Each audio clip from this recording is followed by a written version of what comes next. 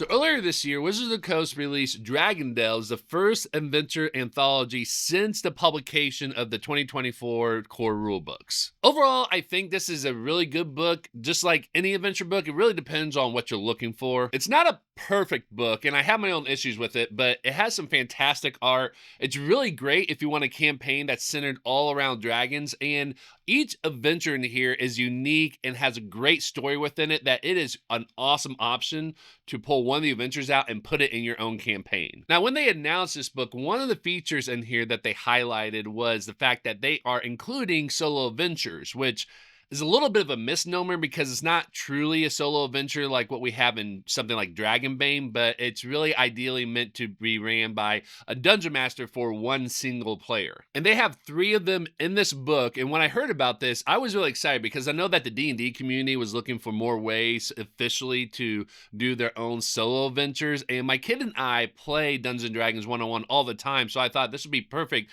to try out something that they designed for a solo adventure to run with my kid. But after I ran one of the adventures, I found that it was a good start with how they designed their solo adventure, but as is, it still needed a little bit more work. In the introduction chapter of Dragon Delves, it talks about their solo adventures and how they're, quote, particularly well suited for play with a single adventurer, end quote, which I'll address that here later. So if you're running one of these solo adventures, the player character is going to gain a supernatural gift called Blessing of the Lone Champion. And this blessing gives the player 2 things. First, it allows the player to gain heroic inspiration anytime they take a short rest, a long rest, or anytime they roll for initiative. Now, if you're not familiar with how inspiration works now in 2024 rules, it gives the player the opportunity to re-roll any die after they see the result of the die, but before they see the outcome of the result. So they can re-roll like any attack roll with a d20, or they can re-roll damage dice.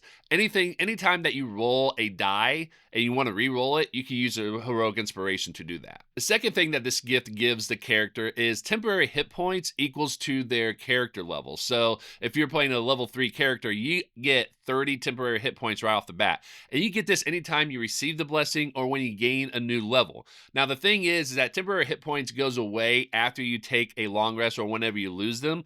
The gift doesn't say anything about getting those temporary hit points after taking a long rest. So there's some questions in there about, well, do they get the temporary hit points after a long rest, or are they not supposed to get it? My guess is the designers thought that they wouldn't need to take a long rest, but I'll explain why that may not seem like that was a good design choice because of what my experience was, which I recognize that this is a little bit, anecdotal, but hear me out with this. In addition to that, every adventure has in the DM notes like a sidebar on what skill proficiencies a solo adventure should take for that particular adventure. And I think it always gives like a whole list of like maybe 6 ability score or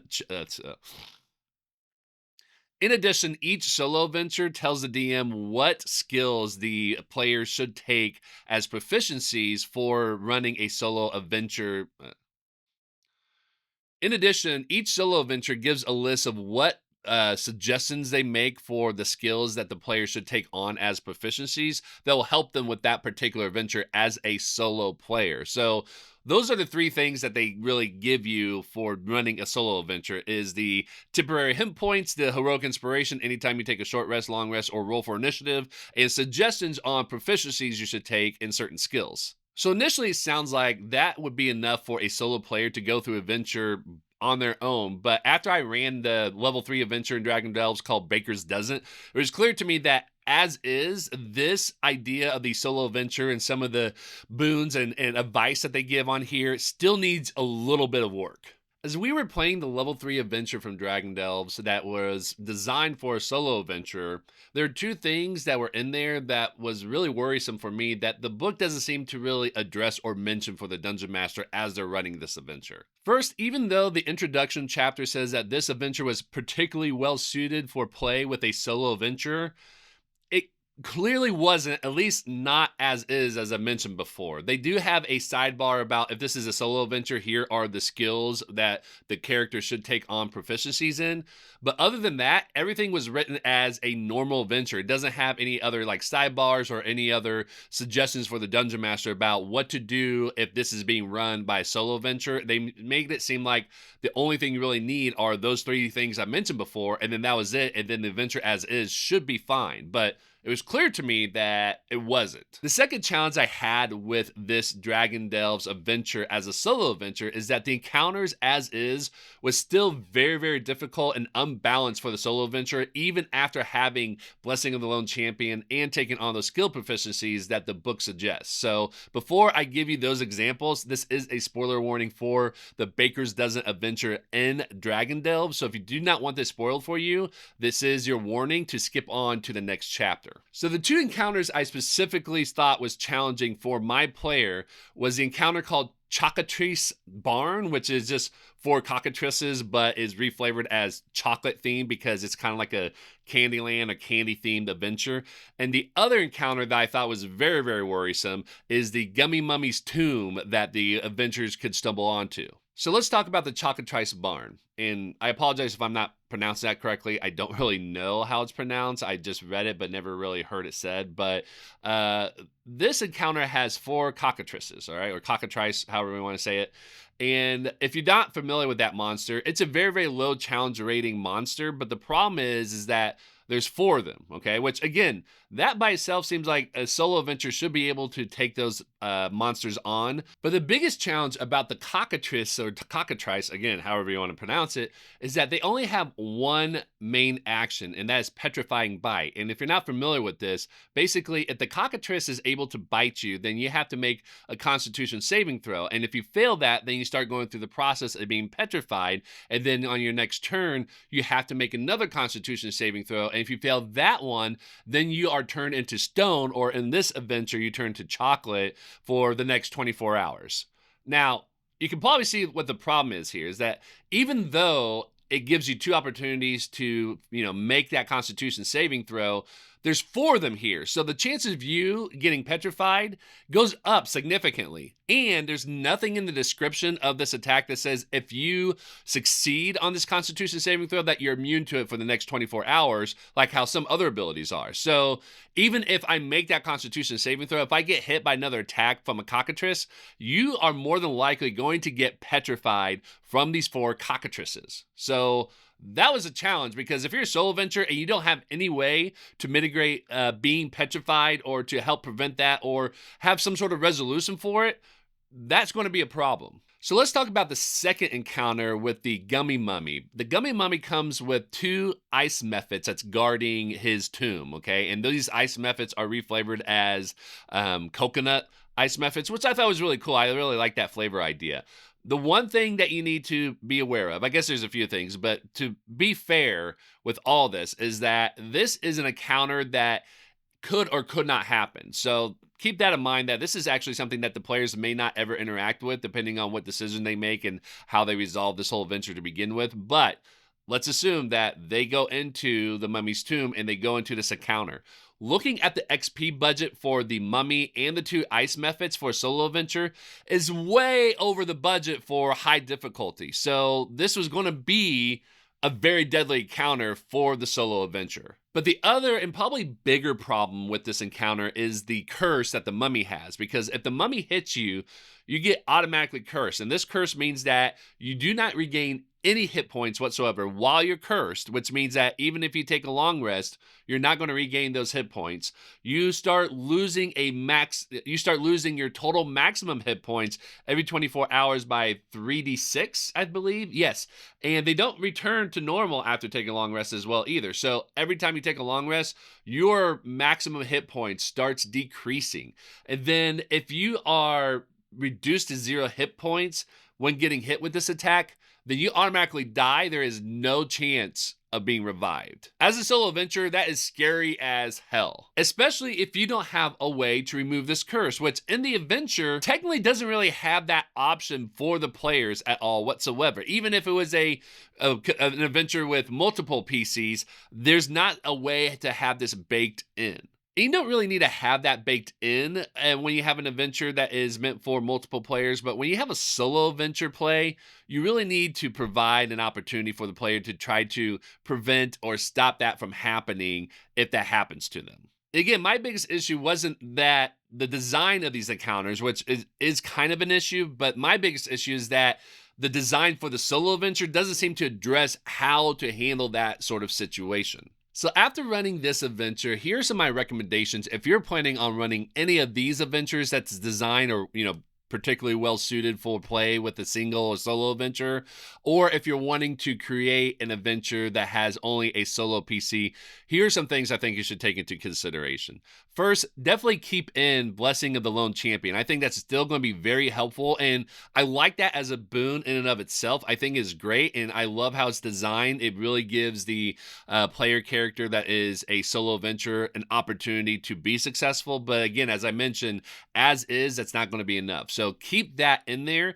But here are a few other things that you should include, whether it's one of these things or all of them. I'm going to leave that up to you. First thing is go through the encounters and read through the descriptions and rebalance them. That's something that you should be doing for any adventure whatsoever. But my mistake was that I thought they had designed that with the solo adventure play in mind and that they were going to have helpful hints in here. And so the fact that they don't have that tells me that I need to go back and reread the descriptions for the monsters and rebalance them by looking at the XP budget for it and either remove the monsters from that encounter, change some things up, or even look at the specific abilities like Petrifying Bite or the Mummy's Curse and adjust those somehow. Either, removing that curse, remove that element that might be preventative from then continuing on in the adventure, or just giving them more ways on how to adapt and adjust to that particularly challenge that they might have as a solo adventure. So go through and recheck and rebalance the encounters.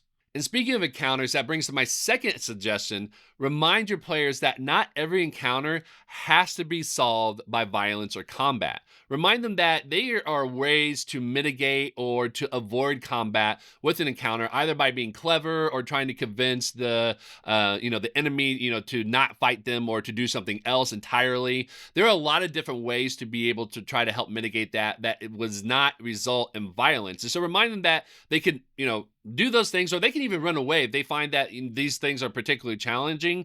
Tell them that they could run away from the combat and even let them know what the monsters might be feeling if they ran away. Like maybe they won't chase them, and so that gives them a better opportunity to be able to leave that encounter than try to recover or try to adjust for what just happened. Now, the problem that I had is that I actually ran this adventure for my nephew, and I told them that halfway through that they didn't have to engage in combat with every single encounter, but my nephew said, I chose Paladin because I want to fight every monster that I see.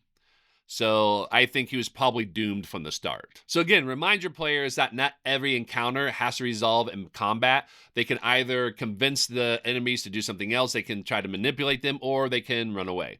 My third suggestion is to think about magic items that can help them for this adventure and give that to them either early on or in opportunities where they might need that in the very next encounter that they're coming up, and like have them find it somewhere. It could just be laying around or get creative in how they find it, but look through the adventure and see what are some potential hurdles that they're going to have to go through and give them a magic item that can help them with that. And I'm not just saying, just a +1 item, but maybe it's like an expelled shield or sword or something like that allows them to cast, remove curse if they get cursed by the mummy or something like that. So you don't have to give them a magic item that allows them to do it every single time, but kind of think of it as like a free, save scum opportunity where it's like, okay, this is not going the way I thought it was going to, so let me do this thing, get out of there, then rethink how I want to approach this a little bit later. So thinking about magic items that can help with this specifically would be a good idea. Now,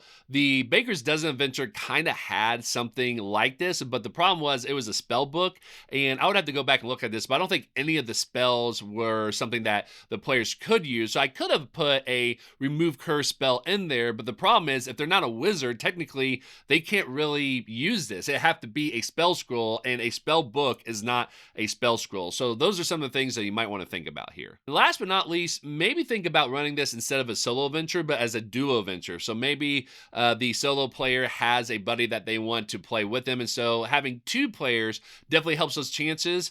Or if they're comfortable enough and confident enough, they could run two characters as a player, and that can be a lot of fun. I did that with my son for Halloween. They thought it was really cool to be able to have a barbarian and a rogue kind of, working together, and he got to decide what they did and did some really cool combos and stuff like that. That really excited them. So if you think your player might be comfortable and might be familiar enough with these two characters to be able to run those together simultaneously, that's an option. Or you can create a sidekick for them to run as well too. This is an option that is found in, I think, Tasha's Cauldron of Everything, if I remember correctly, on how to build a sidekick. So you can give them a sidekick that'll go along with them, and they can run the sidekick, or you can run the sidekick for them as well too. So those are 4 things I would suggest that you do in addition to having Blessing of the Lone Champion if you're running a solo adventure. And again, you can have all 4 of them or just pick a couple of them, whatever makes the most sense for you, your player, and your adventure that you're running. So even though there's some challenges I've had with running the solo adventures from Dragon Delves, I think the fact that we got something officially from Wizards of the Coast for solo adventures and Dungeons and Dragons,